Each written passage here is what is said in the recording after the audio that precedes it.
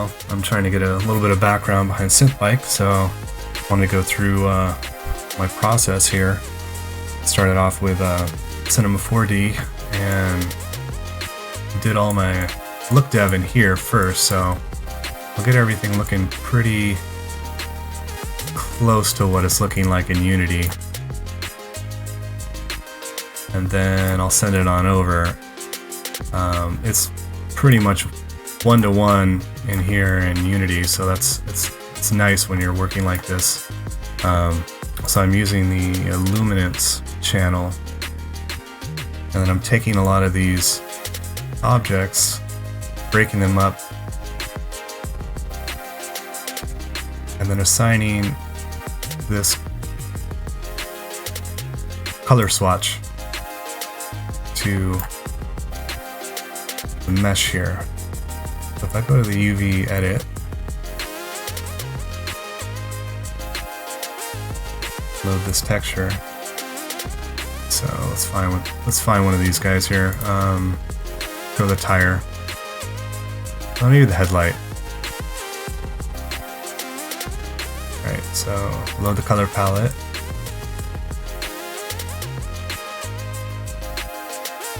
And if we go to this object, we can see that each color is mapped and cut and just placed in the swatch area. And that's really the easiest way to do this style. I know you guys have been asking about how you kind of break up this in just flat colors, so this is how you do it. Go back to startup.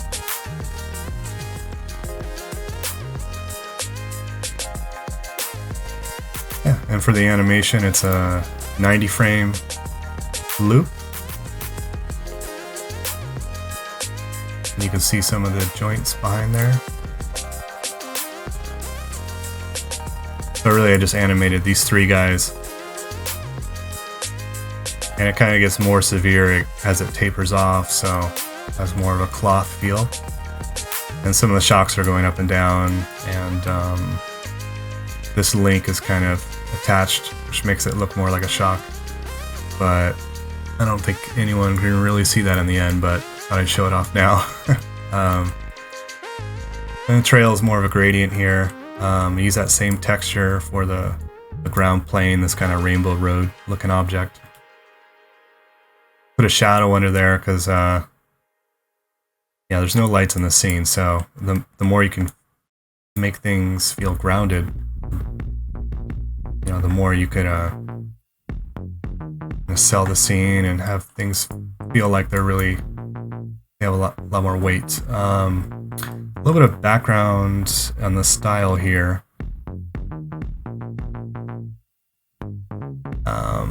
A lot of the style came from this graphic novel, Roly Poly.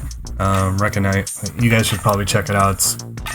It's got a really nice color palette, and the main character is pretty much the motorcycle rider. So this guy is really awesome. Recommend you check out some of his stuff. Other things I like to look at in terms of style is Killian Ang. He's always been a favorite of mine, and more recently Deathburger. Check out some of this dude's stuff, it's really good. Also when I get that color palette, I try to go through the site called Cooler. Adobe bought them and turned them into a really nice color tool, so I loaded up some of the color palettes from Roly Poly and put them in here, and then kind of went through and found other colors from playing around in here. So I recommend you do that too with some of your color. What else here? Yeah, let me show you. I made these buildings. They're kind of neat. I made 10 of these guys.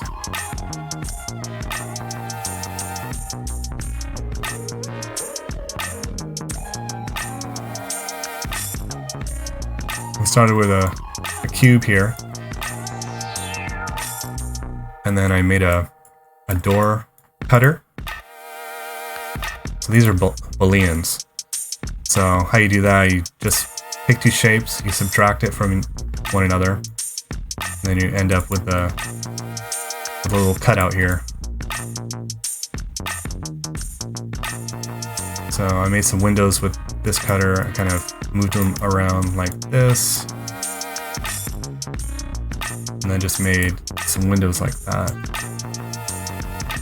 I'm using it's kind of overkill. I think you need to use a regular Boolean. There's a plugin called Mesh Boolean that's really nice. Yeah, right here. It makes nicer cuts in the geometry. So if you guys are doing Booleans, go ahead and check that out. Let's get out of here.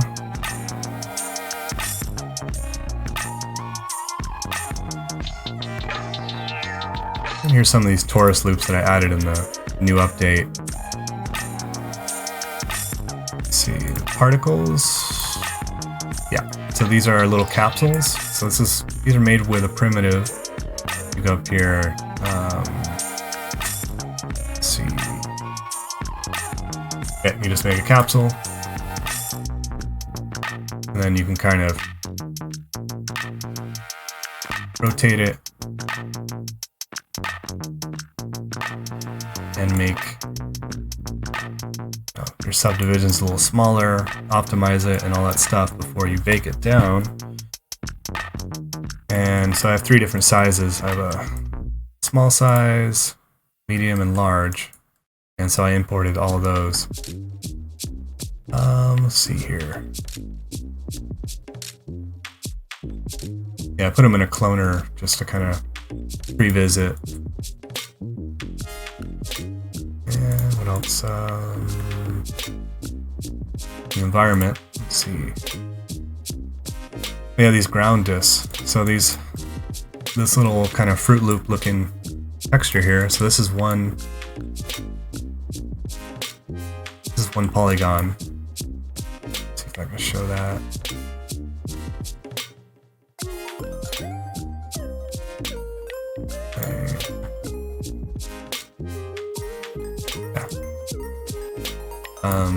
So yeah, this is one plane object, and what I did,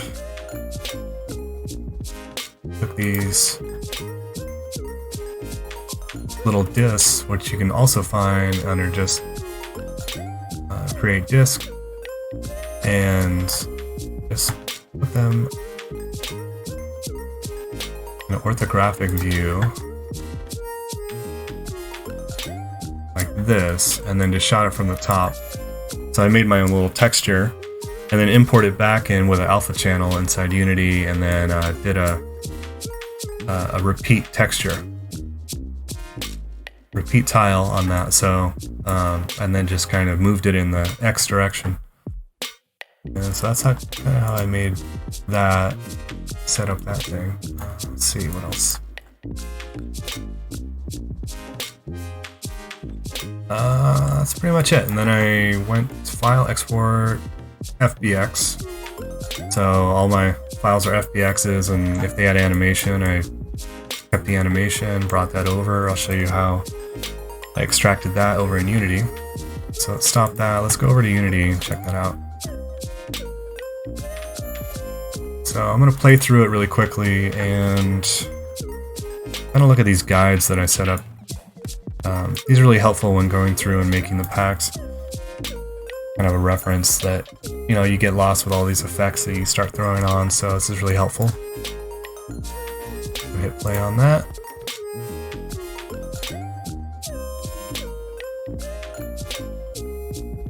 Yeah, so I made these kind of like toggles. We have data glitch, kaleidoscope, tube filter, feedback, which is really neat. It worked out to be really nice in this scene, as that ground texture just causes a lot of trails and it looks really interesting. Feedback, a tube, here's more like a TV effect. There's some torus loops, here's what I added later on. So 4 different colors. Here's a slow-mo, the background trigger, background color, little flash. This flash is done by animation too, so it's just animating the bloom. It's done with an animator. Let's see. Slow-mo, ASCII. It's like a little speed jump. This thing is kind of nice when you combine it with a slow motion.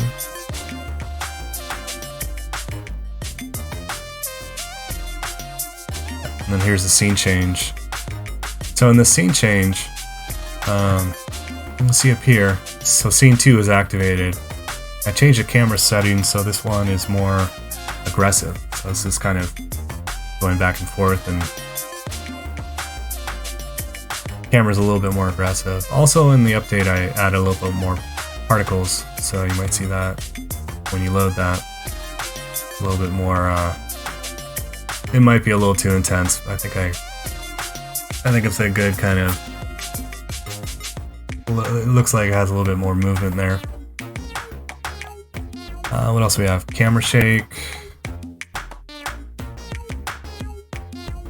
Another flash, and then this kind of vector color, which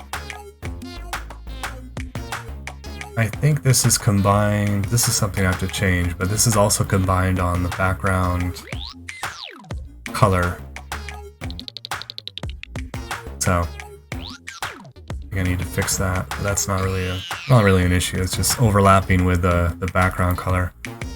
So that's that. Also made this neat little key mapping thing. And I'm gonna start a little Discord channel. I'll post a little invite in the description. If you guys want to join up, I'm gonna put all of these documents in there, so if you guys ever want to make a pack, you want reference material, need some help starting out, you can go to the channel. So let's stop that and go through the hierarchy. So if you go through scene 1, here's some of the patches here. So these patches relate to the main camera. So I have all these turned off. So what I'll do, I'll normally kind of set up the settings. I'll add a component. Let's say I want to add a, let's add another glitch.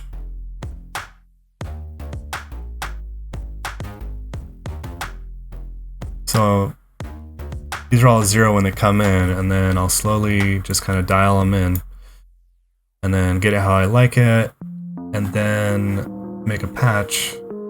So I'll start with a node input, toggle on and off, active status, and then I'll point it. I'll drag my main camera in here, and then from there you just choose which effect you want to trigger, and then I'll just turn it off and on.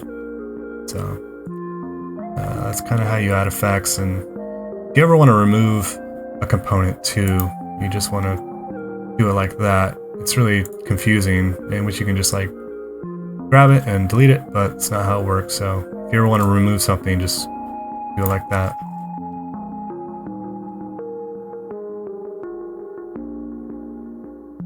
And what else? Let me show you some animation. So yeah, these are all camera effects. Here's the slow-mo. We did a system property out. Just tied it into a node input.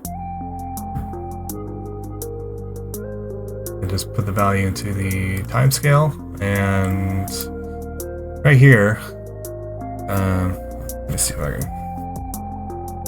Yeah, so you can see here I put it the 0.2 timescale. So this is just gonna multiply it by 0.2 and then change that timing. What else?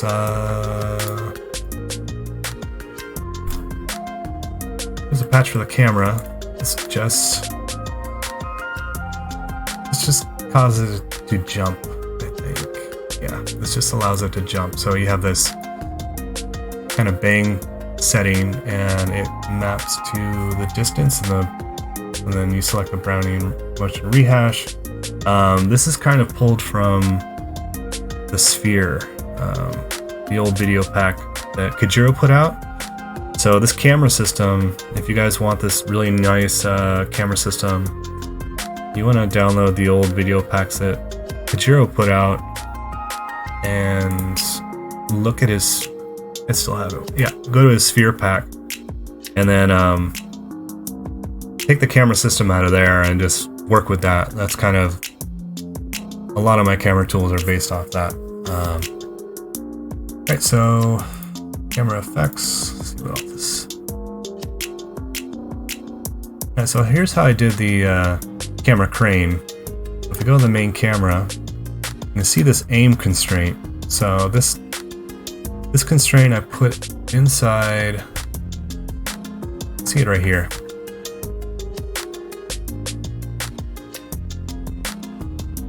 I put this little null object here.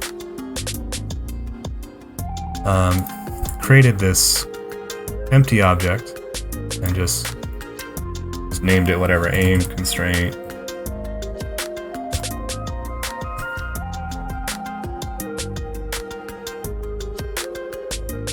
And then just was able to drag it wherever I want. So the camera's going to look at this little null if you assign it to it. So up here, I put it right in front of the bike. The camera's always going to look at this when it's panning around and doing its interpretive motion there. Let's see.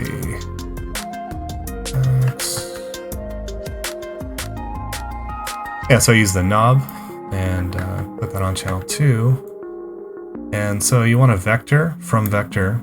This is going to take the world position, or it's just going to take the vector x, y, and z. So you give it a starting position. And I use my camera's snap point. So here's that camera controller that I grabbed from the sphere Videopak. So the snap point is where your camera is just going to snap to when the scene starts, and it's always going to go there. And then these other objects are going to push and pull the camera. So the aim constraint, I made sure to match that. So I have 0.3 there, and I wanted to do a crane in Y. So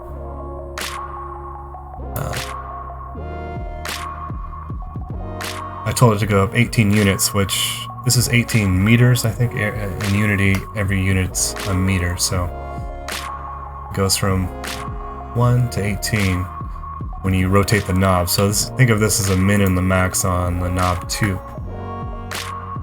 Okay, patch camera, max.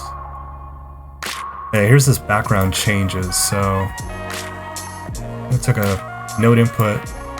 So this is going to toggle these different color ramps. So these are my background colors, and they're going to go into the camera and fed into the background color there. So that's how I did the background changes. The flash is just an animation into a C# trigger on track 16. Also have a floor flash. This is this ground floor here. That's just going to flash every time hit that note. What else?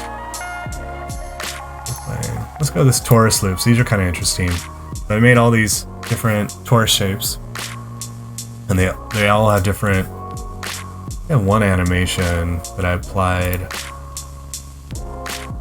Yeah, so I took this circle out. Let's see, let's go this way.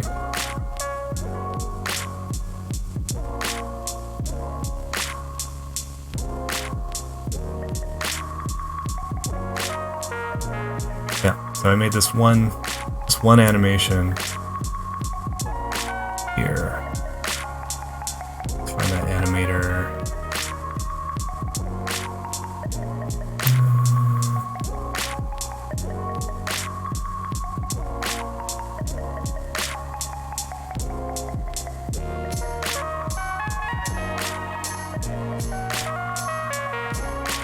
And whenever you want to see the animation in the scene, you're going to have to select the object. You see that here.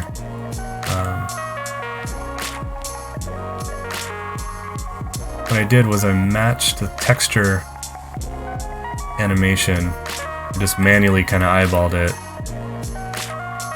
So they start up here.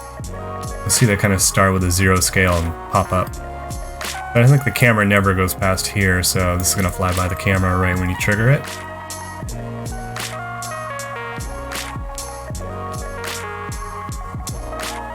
So I made a bunch of them, and let's see, I have pretty gnarly.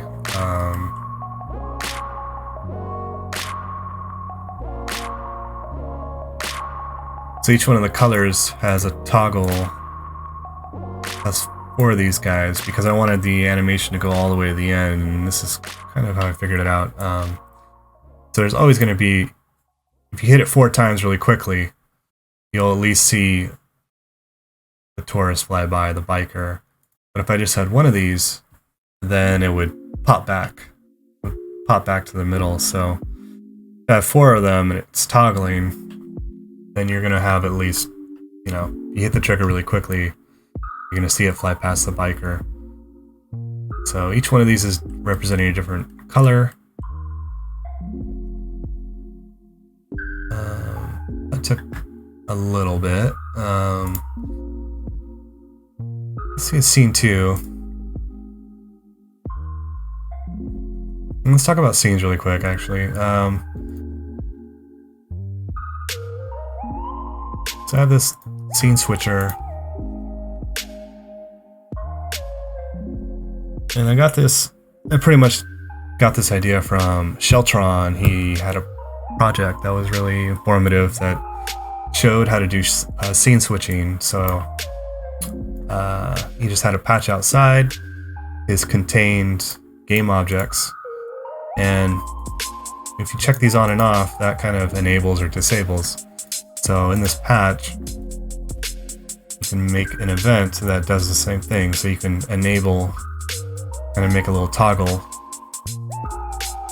So I assign this to 70 and 71. So that changes them back and forth from the scenes off and on. I don't know what this is. There's a lot of just ideas, you know, you'll make and you just kind of forget about. Let's see here. Alright, so scene 2.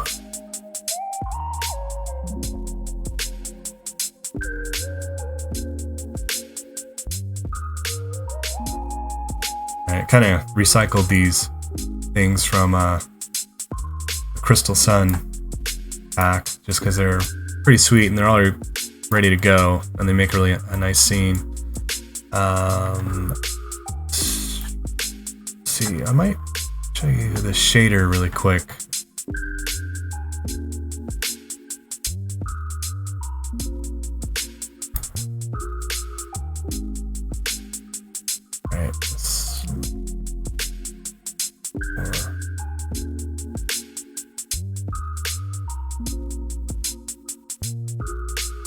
Alright, so I use this plugin called Amplify Shader Editor, and what it allows you to do is make surface shaders that are in the same shader model as you know, what you can pretty much output on iOS and Android and all that, and they're really low rent, so pan these things just using the UV coordinates. You want to feed these things into a panner, get a texture color, and I also added a flash. So this allows me to animate this guy over here. Let me see if I can undock this thing. Here.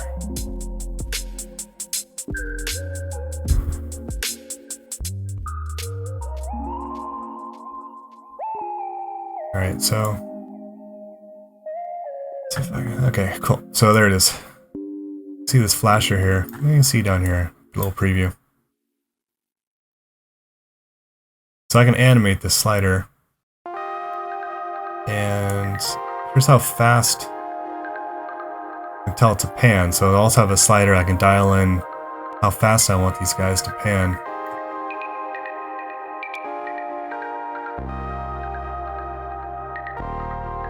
I put a transparency on it, which was probably not a great idea.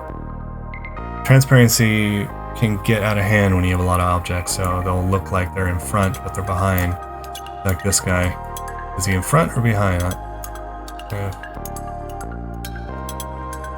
Yeah, so they kind of pop on and off, so you gotta be careful with transparency.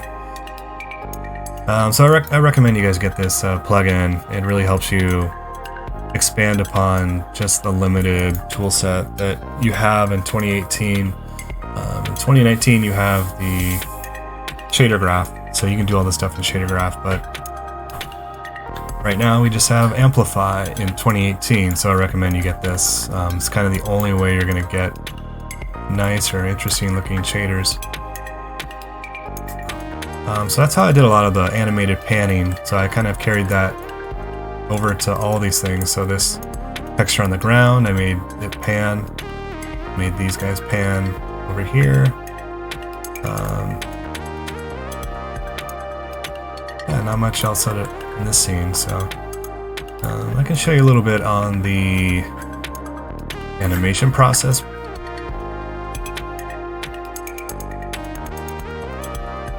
So when I imported the biker, it comes in like this. Comes in. You have all these mesh objects. You try to combine as many as possible, so it's lightweight. But so here's all the mesh objects. I look inside the. It comes with an animation object, so this is baked inside, and you can kind of play with it over here in this little preview window. You kind of see if everything's looking all right. And here's what the keyframes look like. Sometimes Unity will want to clean up all these keyframes, so you got to be careful. You might have some weird interpolation in there, so this is quite a bit of keyframes, but it's only 90 frames, so not so bad. So when you have an animation and it's baked in here, you can hit Control D and it'll pop it outside of this stack. And that's what I did here. So the reason you want to do that is so you can either check or uncheck this loop time, because it doesn't allow you to do that. See, it's grayed out in here, so this is grayed out completely, so you have to pop it out the original FBX, or else it's not really usable sometimes. I'm gonna delete that. What else here?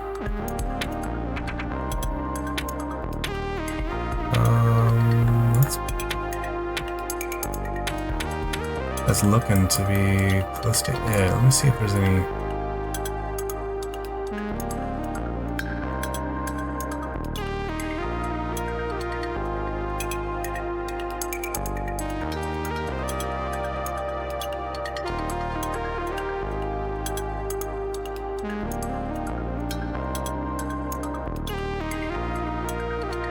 You can see her helmet is kind of lit up. So I did the same thing here, where I used that UV trick and just kind of mapped that on. So that gives another sense of movement. Oh yeah, let me show you these sparks really quick.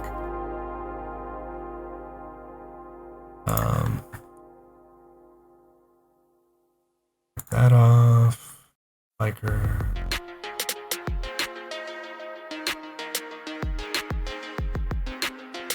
Let's see, where are those things at?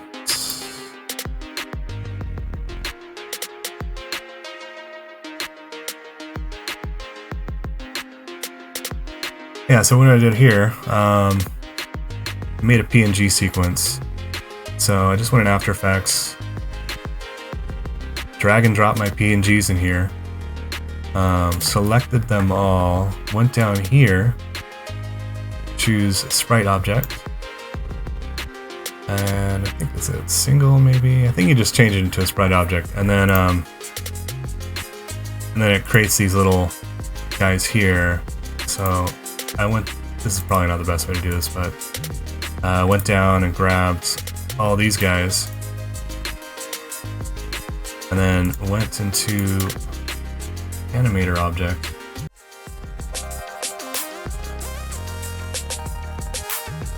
Alright, so here they are here, back tire sparks. So, need to create a sprite render.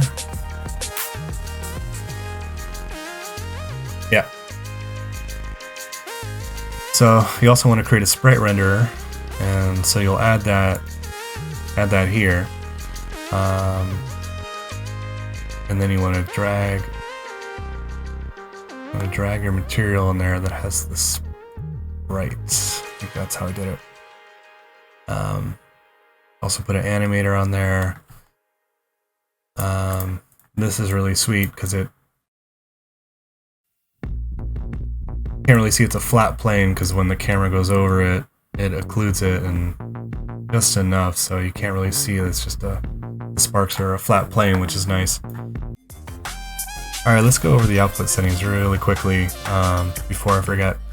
So I have 2018.2.20. I changed the Mac settings here, and you can find these settings under Edit, Project Settings, Player. And so I changed the Mac settings slightly, have it on Gamma, uncheck the auto. I moved Open GL Core above Metal. For iOS, I left auto graphics on, and for Android, I left auto graphics on. I think in later versions, past 2018.2.20, anything later than that, you have to go in here and fiddle with this auto checkbox. So just be aware of that. Alright, that pretty much wraps it up. Thanks for checking this out. It was kind of fun going through the project, kind of cleaning it up and really organizing it in a way to present it. So yeah, I'm making a Videolab creators Discord channel, and I'm going to try to put a lot of my shaders and scripts and reference material in there. So if you guys want to check that out, if you guys are creating video packs yourself, you might find it helpful to have other people around you that are, making packs and kind of having fun with the process. Also, the background audio is from Bolt. You can grab some of his tracks down below with a link. And that's pretty much it. Yeah, thanks for checking it out, and I'll talk to you guys later.